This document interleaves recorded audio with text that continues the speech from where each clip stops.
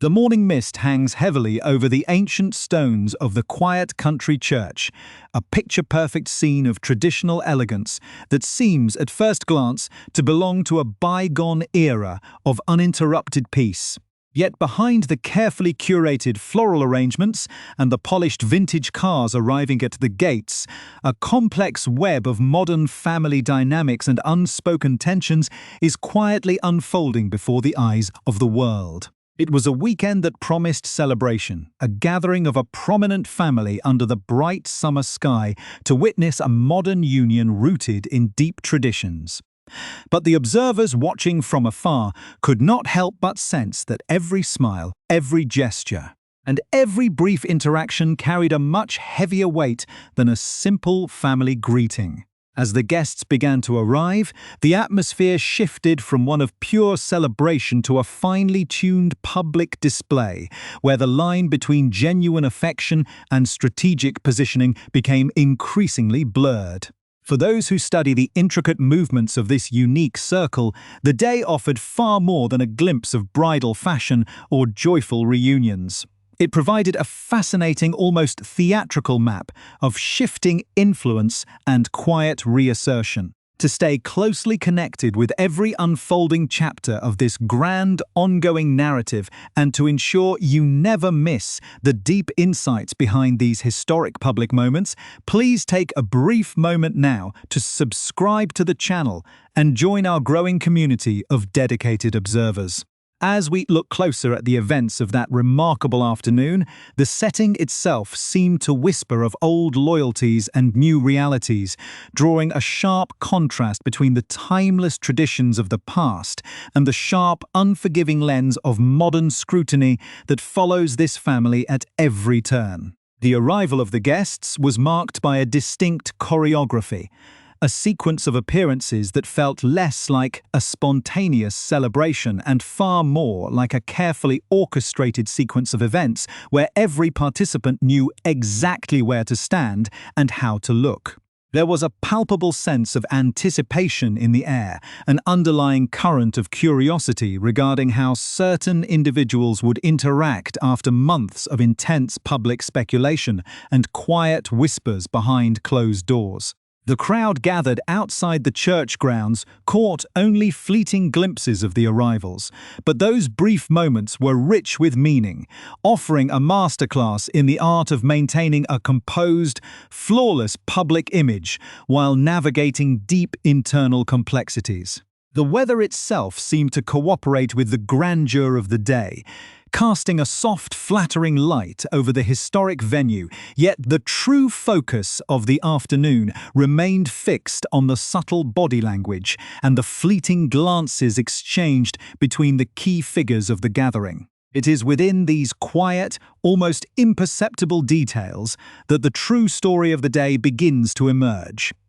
revealing a fascinating contrast between the public faces presented to the cameras and the private realities that govern the inner workings of one of the world's most scrutinized institutions. The collective gaze of the public was fixed on the entrance, waiting for the moments that would define the weekend, and they were not disappointed as a single highly symbolic gesture quickly became the center of global conversation. This particular interaction, though lasting only a matter of seconds, immediately captured the imagination of commentators and viewers alike, sparking an endless wave of comparisons, digital memes, and intense analysis across the internet. It was a moment that felt simultaneously familiar and entirely unexpected, carrying a cinematic quality that modern audiences were quick to connect with iconic scenes of loyalty, power, and unspoken understandings from the world of classic cinema. The image of a warm public greeting between prominent relatives became the defining visual of the event. Yet, beneath the surface of that seemingly simple embrace lay a complex narrative of authority, obedience, and the eternal struggle between different generations regarding how the public face of the family should be managed in an age of instant global communication. The setting provided the perfect backdrop for this intricate dance of public relations, where the timeless architecture of the countryside served to ground the family in history, even as they navigated the shifting sands of contemporary expectations and internal policy divisions. Every detail of the arrival sequence had been scrutinized by experts and casual observers alike, noting how some individuals chose to arrive together in a striking show of unity, while others maintained a more traditional, solitary approach to their public duties. This contrast in styles highlighted the ongoing evolution within the family. A quiet debate between those who favor a traditional, all-encompassing approach to their public presence and those who advocate for a more streamlined, modern image that aligns closely with contemporary standards. The tension between these two competing philosophies was visible in every frame of the weekend's footage, making the celebration a crucial turning point in the public understanding of how power and influence are currently being balanced within the household. As the story begins to unfold, it becomes clear that this weekend was far more than a simple celebration of a new beginning. It was a powerful, visually stunning reminder of who holds the ultimate authority and how that authority is being expressed through the medium of public appearance and traditional ceremony. The atmosphere was thick with a unique blend of historical gravity and modern drama, ensuring that every observer was left wondering what these carefully managed interactions truly signaled for the future of the family's public role. The sense of intrigue only deepened as more details emerged about the hours leading up to the ceremony, revealing a level of planning and coordination that went far beyond the standard logistics of a high society wedding, pointing toward a deliberate effort to make a lasting impression on the public consciousness. The quiet drama of the weekend reached its peak as the main content of the gathering came into sharp focus, revealing the fascinating details and palpable tension that underlay the entire event. At the heart of this public display was an entrance that casual observers quickly realized was entirely unconventional, serving as a distinct departure from the established protocol of the day. Unlike the other prominent guests, who were simply dropped off directly at the church door, to offer a quick wave to the cameras before moving inside, Princess Beatrice and Princess Eugenie orchestrated a highly coordinated and strategic arrival. The sisters traveled to a nearby house in the local village where they waited for each other to arrive separately, carefully gathering their forces before making a collective appearance. Once united with their husbands, they formed a highly visible foursome and made their way down to the church together on foot, deliberately posing and mugging for the waiting cameras in a staged entrance that sent a powerful, defiant message to the public and the media. This bold performance was a clear, unyielding declaration that they remain firmly embedded within the fabric of the royal family, completely brushing aside recent highly critical headlines regarding their official residences. Only days prior, a National Audit Office report had revealed that the sisters had paid no rent on 2 luxury apartments in the centre of London for nearly 20 years,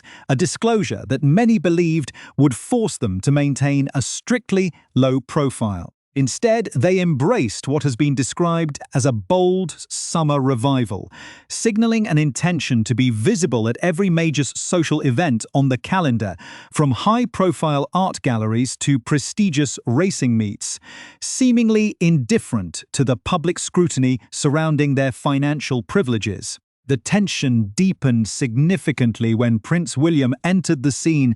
and participated in the moment that sparked endless discussion across the internet. His greeting to Princess Beatrice, a firm kiss on the cheek, was immediately compared by thousands of online commentators to the iconic, chilling cinematic moment between Michael and Fredo Corleone in The Godfather, where a public display of familial affection carries a heavy, unspoken layer of warning and internal conflict.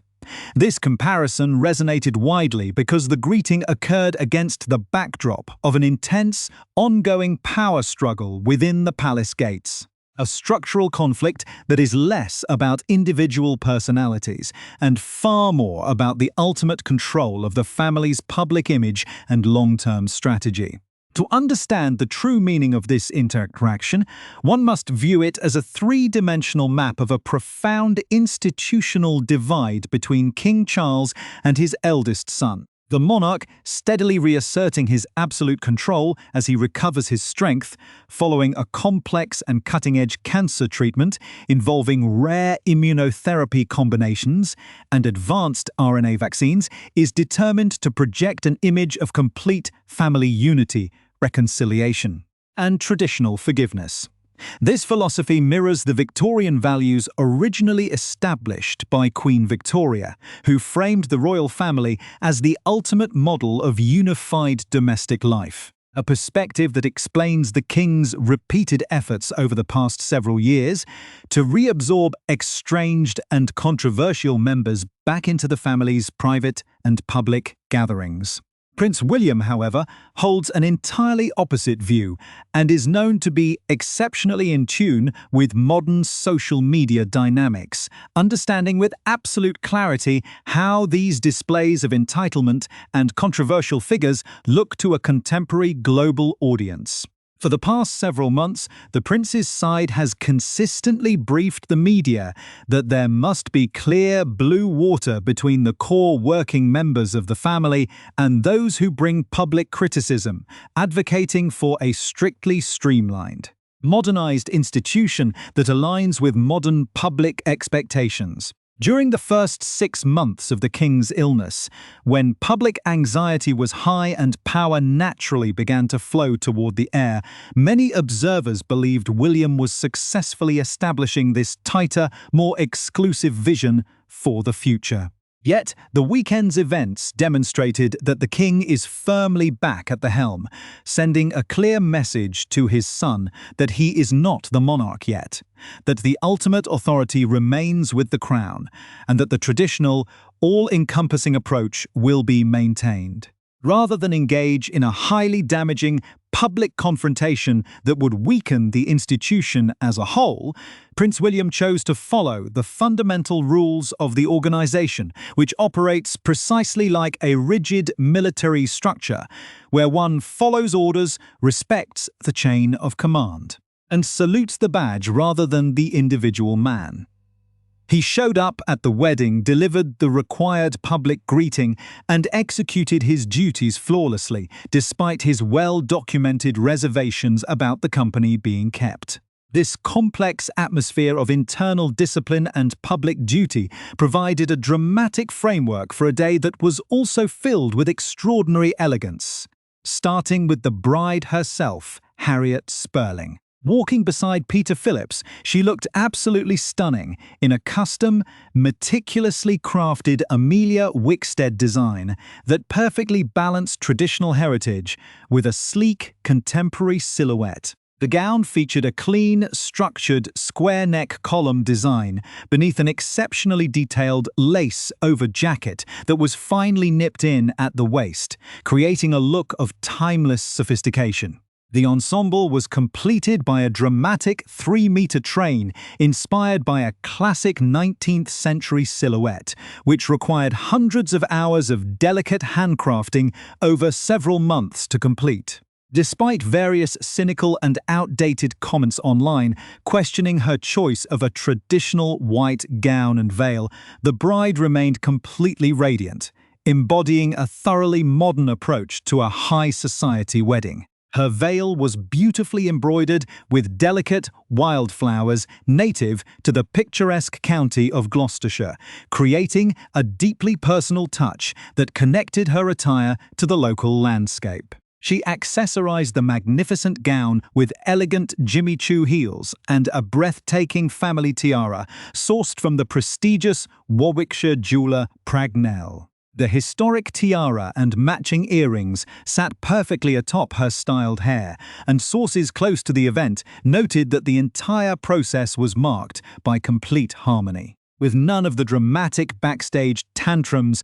or demanding ultimatums that have occasionally plagued high-profile celebrations in the past. This harmonious atmosphere extended to the unique background of the bride herself, an NHS nurse and a single mother who, despite having aristocratic connections through her mother's family, represents a very grounded, hard-working reality that has deeply connected with the public. In England, the concept of being well-connected does not automatically equate to immense wealth, and the image of a dedicated healthcare professional working tirelessly while raising her child has brought a refreshing, authentic quality to the family circle, making the celebration feel remarkably genuine and heartwarming to the thousands of well-wishers watching the arrivals. Peter Phillips appeared absolutely delighted with his new beginning, smiling broadly alongside his bride as they exited the church into the bright summer afternoon. For him, this public triumph marks a significant and successful rebranding after a historically checkered past regarding his commercial activities. Over the years, he has faced intense public criticism for utilizing his prominent family connection for private financial gain, most famously appearing in a prominent television advertisement for a Chinese dairy company where he explicitly promoted milk while being introduced as a member of the family. An incident that caused immense embarrassment within the palace. He also faced scrutiny when an events company he managed was mysteriously awarded a highly lucrative contract to organize a major Jubilee celebration, and most notably when he secured a massive financial sum for a sweeping 100-page media exclusive covering his first wedding. His mother, Princess Anne, maintained her legendary no-nonsense demeanor throughout the day,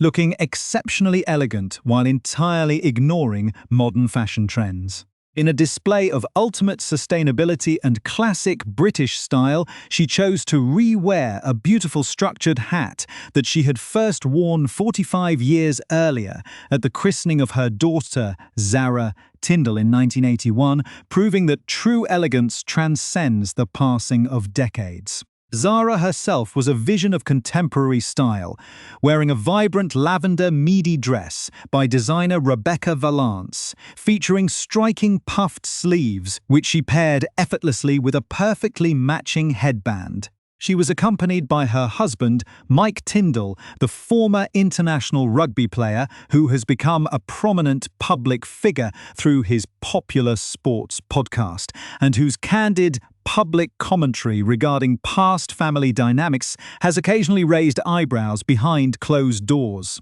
Yet, on this day of public unity, all eyes were repeatedly drawn to the arriving vehicles, as the tension between individual choices, public duties, and the overarching authority of the crown continued to display itself in every gesture, setting the stage for a deeper exploration of what this fascinating gathering truly means for the future configuration of the family. As the afternoon progressed, the core of the event was fully revealed, casting a bright light on why this grand gathering matters so much for the future of the institution and highlighting the fascinating biographies of the individuals involved. The true pinnacle of visual elegance occurred with the arrival of Catherine, the Princess of Wales, who stepped from her vehicle in a stunning, beautifully structured Roland Mouret dress that immediately dominated the attention of fashion experts worldwide. Described by some as a delicate blush and by others as a sophisticated taupe, the garment was an absolute triumph of modern tailoring, avoiding any comparison to the muted, repetitive beige tones often associated with departed members of the family circle. The design itself was a masterful evolution of her signature style, presenting a contemporary grandchild of the classic coatsuit with an elegant drop-waisted pleat and a perfectly notched, buttoned collar that emphasized her exceptionally poised stature. She completed the look with a magnificent hat designed by Jane Taylor and perfectly coordinated Gianvito Rossi court shoes, creating a soft, unified color palette that exuded effortless dignity. The ultimate historical touch came in the form of a historic Nigel Milne birthright three-stranded pearl necklace, a priceless piece of jewelry that previously belonged to Princess Diana, serving as a powerful, silent link to the family's rich heritage and continuity. Her appearance was a profound statement of resilience and dedication, proving that despite facing an exceptionally challenging couple of years behind closed doors, she remains fully capable of putting her best foot forward and anchoring the public image of the family with unmatched grace. Queen Camilla also made a commanding impression, arriving in a striking cream dress, paired with a bold yellow-brimmed hat, a choice that some traditionalists whispered was perhaps a bit too pale for a wedding guest, yet one that undeniably asserted her senior status. In a charming nod to marital unity, King Charles wore an exquisitely tailored mourning suit from the legendary Savile Row establishment Anderson and Shepherd, featuring a fine waistcoat that perfectly matched the Queen's cream attire. The King never looks more comfortable than when enveloped in the rich textures of formal wear, often channeling a classic, commanding aesthetic that reflects his deep respect for institutional history. On his lapel, he prominently displayed a Royal Artillery tie pin as a deeply moving, solemn tribute to Major Keira Sullivan, the dedicated soldier who tragically passed away following a severe fall from her horse during the Royal Windsor Horse Show just last month, illustrating his acute awareness of those who serve the crown. Immediately following the conclusion of the ceremony, the King and Queen executed a swift and highly coordinated exit, bounding out of the church and leaping directly into their purple royal helicopter to fly straight to the Epsom racecourse. This rapid departure was a deliberate effort by the King to show his ongoing, enthusiastic support for the British racing community, a group that had felt somewhat neglected since the passing of Queen Elizabeth, who had served as the passionate chairperson of the Jockey Club for decades. While some media commentators questioned the public relations wisdom of utilizing a high-profile helicopter ride amidst modern environmental conversations, the action emphasized the King's desire to balance traditional sporting patronages with his demanding schedule of state duties. However, even this rapid aerial departure could not divert the public focus away from the true center of the day's structural drama,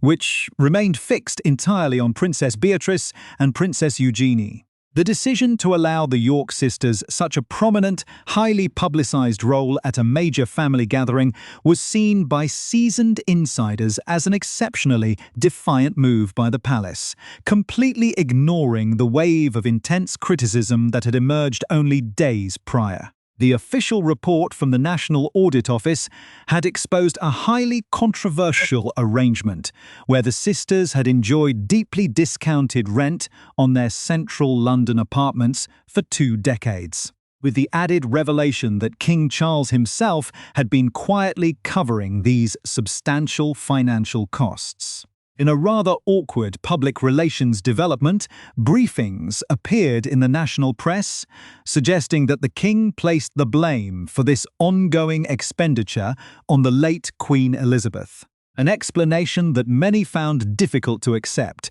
given that 3.5 years have passed since her death. Critics noted that while a short transition period is entirely understandable, blaming a deceased predecessor for a continuing financial arrangement multiple years later seems increasingly absurd, raising serious questions about accountability and financial transparency within the modern household. This underlying financial controversy added an immense amount of weight to the highly symbolic greeting between Prince William and Princess Beatrice earlier in the day. The true depth of that interaction became undeniable when an extraordinary article appeared in the Sunday Times immediately after the wedding, clearly briefed from Prince William's camp well in advance of the event. The strategic briefing revealed that when William eventually ascends to the throne, he intends to implement a significantly tighter property policy,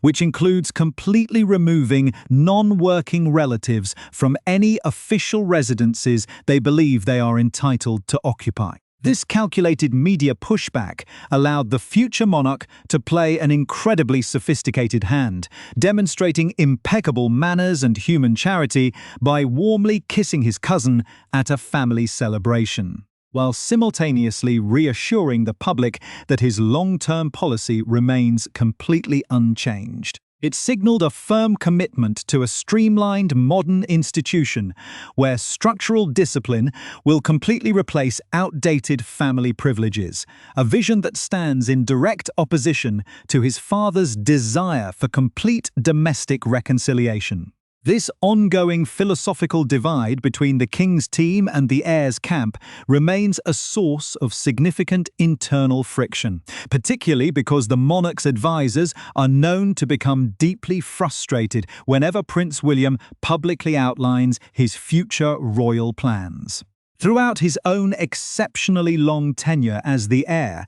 Charles strictly adhered to the institutional fiction that the reigning monarch would live forever, never once offering public interviews about how he would do things differently. William, conversely, has frequently embraced the language of inevitable change, viewing modern social media and public accountability as essential tools for survival, creating a fascinating contrast between two distinct eras of leadership. For independent commentators and dedicated journalists who cover these historic shifts, analyzing these complex dynamics requires a tremendous amount of preparation, intelligence, and deep respect for the community of observers who invest their valuable time into understanding the true nature of the crown. It is a reminder that behind the magnificent fashion, the historic tiaras, and the beautiful countryside ceremonies, the institution operates as a powerful ancient machine navigating the challenges of the modern world. The events of the weekend proved that while the king remains firmly in control